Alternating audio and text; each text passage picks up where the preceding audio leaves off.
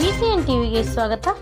ಸಿಂಧನೂರು ತಾಲೂಕಿನ ಚನ್ನಹಳ್ಳಿ ಗ್ರಾಮ ಪಂಚಾಯಿತಿಯಲ್ಲಿ ಕೆಡಿಪಿ ಸಭೆ ನಡೆಸಲಾಯಿತು. ಈ ಸಂದರ್ಭದಲ್ಲಿ ಚನ್ನಹಳ್ಳಿ ಗ್ರಾಮ ಪಂಚಾಯಿತಿ ಅಭಿವೃದ್ಧಿ ಅಧಿಕಾರಿಗಳಾದ ಅಂದಾನಪ್ಪ ಅಂಗಡಿಯವರು ನಮ್ಮ ಗ್ರಾಮ ಪಂಚಾಯಿತಿ ಮತ್ತು ಗ್ರಾಮದ ಜನರ ಅಭಿವೃದ್ಧಿಗಾಗಿ ತಾಲೂಕು ಅಧಿಕಾರಿಗಳ ಸಹಕಾರ ಬೇಕಾಗಿರುತ್ತದೆ ಎಂದು ಕೆಡಿಪಿ ಸಭೆಯಲ್ಲಿ ಪಾಲ್ಗೊಂಡ ಅಧಿಕಾರಿಗಳಿಗೆ ಮತ್ತು ಅಧ್ಯಕ್ಷರಿಗೆ ಸದಸ್ಯರಿಗೆ ಮನವಿ ಮಾಡಿಕೊಂಡರು. ಚನ್ನಹಳ್ಳಿ ಗ್ರಾಮ ಪಂಚಾಯಿತಿಯಲ್ಲಿ ಕರ್ನಾಟಕ ಅಭಿವೃದ್ಧಿ ಯೋಜನೆ ಅಂದರೆ ಕೆಡಿಪಿ ಸಭೆಯನ್ನು ಆಯೋಜಿಸಲಾಯಿತು. ಈ ಒಂದು ಕೆಡಿಪಿ ಸಭೆಯ ಅಧ್ಯಕ್ಷತೆಯನ್ನು ನಮ್ಮ ಗ್ರಾಮ ಪಂಚಾಯಿತಿಯ ಅಧ್ಯಕ್ಷರಾದ ಶ್ರೀಮತಿ ಮರಿಯಮ್ಮ ಗಂಡ ಈರಪ್ಪಯವರು ವಹಿಸಿಕೊಂಡರು. ಅದೇ ರೀತಿಯಾಗಿ ಕೆಡಿಪಿ ಸಭೆಯನ್ನು ಉಪಾಧ್ಯಕ್ಷರಾಗಿ ಶ್ರೀ ವೀರೇಶ್ ತಂದೆ ದುರ್ಗಪ್ಪಯವರು ವಹಿಸಿಕೊಂಡಿದ್ದರು. ಅದೇ ರೀತಿಯಾಗಿ ಕೆಡಿಪಿ ಸಭೆಯಲ್ಲಿ ಪಂಚಾಯಿತಿ ಅಭಿವೃದ್ಧಿ ಅಧಿಕಾರಿಯಾಗಿ ನಾನು ಕೂಡ ಪಾಲ್ಗೊಂಡಿದ್ದು ಹಾಗೂ ಗ್ರಾಮ ಪಂಚಾಯಿತಿಯ ಚುನಾಯಿತ ಸರ್ವ ಸದಸ್ಯರು ಕೂಡ ಹಾಜರಿದ್ದರು. ಅದೇ ರೀತಿಯಾಗಿ ಕೆಡಿಪಿ ಸಭೆಗೆ ಒಂದು ತಾಲೂಕಾ ಮಟ್ಟದ ಅಧಿಕಾರಿಗಳನ್ನು ಆಹ್ವಾನಿಸಲಾಗಿತ್ತು. ಅದರಲ್ಲಿ ಸುಮಾರು 8 ಇಲಾಖೆಗಳ ಅಧಿಕಾರಿಗಳು ಹಾಜರಾಗಿದ್ದು, ಕೃಷಿ ಇಲಾಖೆ, ತೋಟಗಾರಿಕೆ ಇಲಾಖೆ, ಸಾಮಾಜಿಕ ಅರಣ್ಯ ಇಲಾಖೆ, ಹಾಗೆ ಮಹಿಳಾ ಮತ್ತು ಮಕ್ಕಳ ಅಭಿವೃದ್ಧಿ ಇಲಾಖೆ, ಹಾಗೆ ಶಿಕ್ಷಣ ಇಲಾಖೆ ಮತ್ತು ವಿವಿಧ ಇಲಾಖೆಗಳು ಹಾಜರಾಗಿದ್ದವು. ಅದರಲ್ಲಿ ಕೆಲವೊಂದು ಇಲಾಖೆಗಳಿಗೆ ಮಾನ್ಯ ಸದಸ್ಯರು ಮತ್ತು ಅಧ್ಯಕ್ಷರು ಚರ್ಚೆ ಮಾಡಿದಾಗ ಅವರು ಏಕೆ ಹಾಜರಾಗಿರುವುದಿಲ್ಲ ಎಂದು ಕಾರಣ ಕೇಳುವ ನೋಟಿಸನ್ನು ಕೊಡಬೇಕೆಂದು ಸಭೆಗೆ ತಿಳಿಸಿದರು. ಹಾಗೆ ಬಂದಂಥ ಇಲಾಖೆಯಲ್ಲಿ ಸಾಮಾಜಿಕ ಕೃಷಿ ಇಲಾಖೆಯ ಅಧಿಕಾರಿಯವರು ತಮ್ಮ ಕೆಳಹಂತದ ಅಧಿಕಾರಿಗಳನ್ನು ಕಳಿಸಿದ್ರು. ಅವರು ಸಮಗ್ರ ಮಾಹಿತಿ ನೀಡಿದ ಕಾರಣ ಸದಸ್ಯರು ಕೇಳಿದ ಪ್ರಶ್ನೆಗಳಿಗೆ ಅವರು ಮುಂದಿನ ಬಾರಿ ಸಭೆಗೆ ಬರುವಾಗ ಸರಿಯಾದ ರೀತಿಯ ಉತ್ತರಗಳನ್ನು ಪಡೆದುಕೊಂಡು ಬರುತ್ತೇನೆ ಅಂತ ಹೇಳಿದರು.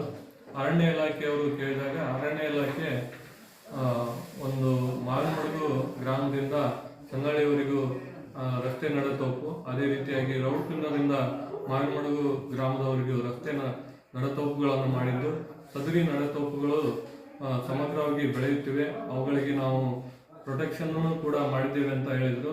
ಅದೇ ರೀತಿಯಾಗಿ ಸದಸ್ಯರು ಮುಂದಿನ ದಿನಮಾನಗಳಲ್ಲಿ ತಾವು ಯಾವ ಕಾರ್ಯಕ್ರಮಗಳನ್ನು ಕೈಗೊಳ್ಳುತ್ತೀರಿ, ಆ ಕ್ರಿಯಾ ಯೋಜನೆ ಗ್ರಾಮ ಪಂಚಾಯಿತಿಯಿಂದಲೇ ಅನುಮೋದನೆ ಆಗುತ್ತಿರುವುದರಿಂದ ಸರ್ವ ಸದಸ್ಯರ ಗಮನಕ್ಕೆ ತನ್ನಿ. ಅದೇ ರೀತಿಯಾಗಿ ನಿಮ್ಮ ಯೋಜನೆಗಳನ್ನು ಗ್ರಾಮ ಪಂಚಾಯಿತಿಯಿಂದಾನೇ ಅನುಷ್ಠಾನ ಮಾಡಿರೋದ್ರಿಂದ ಯಾವ ಒಬ್ಬ ವ್ಯಕ್ತಿ ಒಂದು ಅರ್ಜಿ ಕೊಟ್ಟರು ಕೂಡ ಅವರಿಗೆ ಸಮರ್ಪಕವಾಗಿ ಕೆಲಸ ನೀಡಿ. ಯಾಕೆಂದರೆ ಕೆಲವೊಂದು ವರ್ಷಗಳಿಂದ ಒಬ್ಬ ವ್ಯಕ್ತಿಗೆ ಮಾತ್ರ ನೀವು ಅರ್ಜಿಗಳನ್ನು ತಗೊಂಡು ಕೆಲಸ ಕೊಡ್ತಿದ್ದೀರಿ ಅಂತೇಳಿ ಸಭೆ ಗಮನಕ್ಕೆ ತಂದರು. ಆ ಅಧಿಕಾರಿಗಳು ಇಲ್ಲ, ಈ ತಪ್ಪು ಆಗದಂತೆ ನಾವು ನೋಡಿಕೊಳ್ಳುತ್ತೇವೆ ಅಂತ ಹೇಳಿ ಸಭೆಗೆ ತಿಳಿಸಿದರು. ಸಾರ್ವಜನಿಕ ಶಿಕ್ಷಣ ಇಲಾಖೆಯಿಂದ ಮಾನ್ಯ ಸಂಯೋಜಕರು ಆಗಮಿಸಿದ್ರು, ಸಂತೋಷ್ ಅವರು ಕೂಡ ಗ್ರಾಮ ಪಂಚಾಯಿತಿಯ ವ್ಯಾಪ್ತಿಯಲ್ಲಿ 5 ಶಾಲೆಗಳು ಬರುತ್ತವೆ, 2 ಪ್ರೌಢಶಾಲೆಗಳು ಬರುತ್ತವೆ ಅಂತ ಹೇಳಿದರು.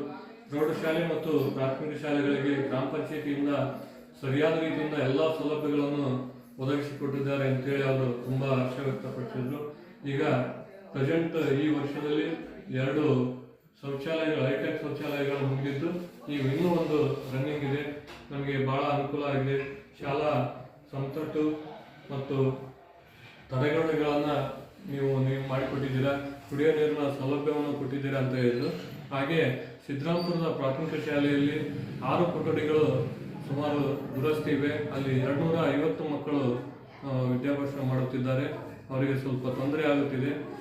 ತಮ್ಮ ಗ್ರಾಮ ಪಂಚಾಯಿತಿಯ ಈ ಒಂದು ಕೆಡಿಪಿ ಸಭೆಯ ಮೂಲಕ ತಾವು ಒಂದು ಒಕ್ಕರೋಲಿನ ಒಂದು ಅಭಿಪ್ರಾಯವನ್ನು ಮಂಡಿಸಿ ಮುಂದಿನ ಮೇಲಾಧಿಕಾರಿಗಳಿಗೆ ತಿಳಿಸಿ ಮುಂದಿನ ಒಂದು ಆರ್ಥಿಕ ವರ್ಷದಲ್ಲಿ ಅಲ್ಲಿ ಕೊಠಡಿಗಳು ನಿರ್ಮಾಣವಾಗುವ ರೀತಿ ನೋಡಿಕೊಳ್ಳಿ ಅಂತೇಳಿ ಸಭೆಗೆ ತಿಳಿಸಿದರು. ಮಹಿಳಾ ಮತ್ತು ಮಕ್ಕಳ ಕಲ್ಯಾಣ ಇಲಾಖೆಯಲ್ಲಿ ಅಂಗನವಾಡಿ ಸಹಾಯಕಿಯರು ಮಾತ್ರ ಭಾಗವಹಿಸಿದರು. ಅವರು ಕೂಡ ಸಮರ್ಪಕವಾದ ಮಾಹಿತಿ ತರದೇ ಕಾರಣ ಸದಸ್ಯರು ಅವರಿಗೆ ಮುಂದೆ ಬರುವಾಗ ನಿಮ್ಮ ಅಧಿಕಾರಿಗಳನ್ನು ಕರೆತನ್ನಿ ಅಥವಾ ನೀವೇ ಬರುವಾಗ ಸಮರ್ಪಕ ಮಾಹಿತಿಯೊಂದಿಗೆ ಹಾಜರಾಗಿ ಅಂತೇಳಿ ಹೇಳಿದರು. ಅದೇ ರೀತಿಯಾಗಿ ನಾವು ಕೂಡ ಅವರಿಗೆ ಮುಂದೆ ಬರುವಾಗ ನೀವು ಒಂದು ಸಮಗ್ರ ಮಾಹಿತಿಯೊಂದಿಗೆ ಹಾಜರಾಗಿ ಅಂತೇಳಿ ಅವರಿಗೆ ತಿಳಿಯಪಡಿಸಿದ್ದೇವೆ. ಧನ್ಯವಾದ.